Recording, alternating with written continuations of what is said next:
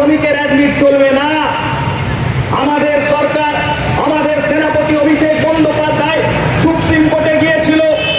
পরিষ্কারভাবে supreme court এই বিজেপির নির্বাচন কমিশনকে জানিয়ে দিয়েছে মাধ্যমিকের অ্যাডমিটকে বৈধ নথি বলে গ্রহণ করতে হবে। এবং যারা আজকে আমাদের এই দাসপুর ব্লকের 10টি অঞ্চল আজকে ধর্মা থেকে আসবে, আজকে চন্দনগড় থেকে আসবে, সুপা পুরসুরি থেকে আসবে, আজকে বিভিন্ন এলাকা থেকে যারা আসছে, আজকে আমাদের ব্লক থেকে তাদের 29, 30, 35 কিলোমিটার দূরে তাদেরকে আজকে বয়স্ক মানুষকে হেনস্থা করা হচ্ছে। আমাদের সরকার আবেদন করে কোর্টে বলেছে যে প্রত্যেকটা সংশ্লিষ্ট গ্রাম পঞ্চায়েতে এই শুনানি শিবির করতে হবে হিয়ারিং এ, এবং তালিকা প্রকাশ করতে হবে হিয়ারিং এর নামে যাদের ডাকা হচ্ছে। এই বিজেপির নির্বাচন কমিশন সুপ্রিম কোর্টের রায়কে মানেনি। 24 তারিখ চলে গেছে, আজকে 25 তারিখ, এখনো পর্যন্ত সেই তালিকা প্রকাশ করা হয়নি। যারা নাকি বলে তারা নাকি আজকে গণতন্ত্র মানে। আমি এলাকার মানুষকে বলবো, আজকে আপনাদের সামনে এই বিজেপি বিভিন্নভাবে ফন্দি ফিকির করে যাচ্ছে।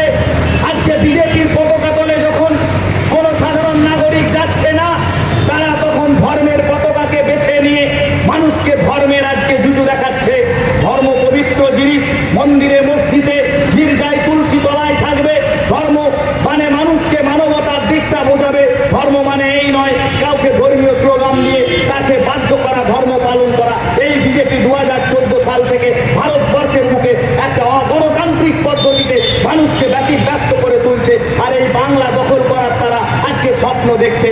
আমি বিজেপির নেতাদের বলবো, যাদের কানে এই মাইকের আওয়াজ যাচ্ছে, তপন কাকু বলছিল এই দাসপুরের বুকে যারা ধর্মের নামে নোংরামি করবে এবং এসআইআর এর নামে মানুষকে ব্যতিব্যস্ত করবে, যদি কোনো বৈধ ভোটারের নাম বাদ যায়, তাহলে কিন্তু এই দাসপুরের বুকে যারা ছোট মাঝারি 25 পয়সা 50 পয়সা 1 টাকার বিজেপির নেতারা আছে, তাদেরকে আমরা এবং সাধারণ জনগণ ছাড়বে না।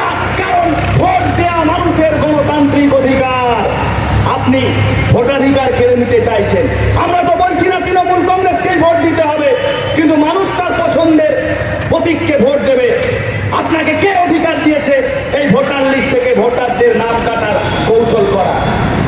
ধর্মে ধর্মে বিভাজন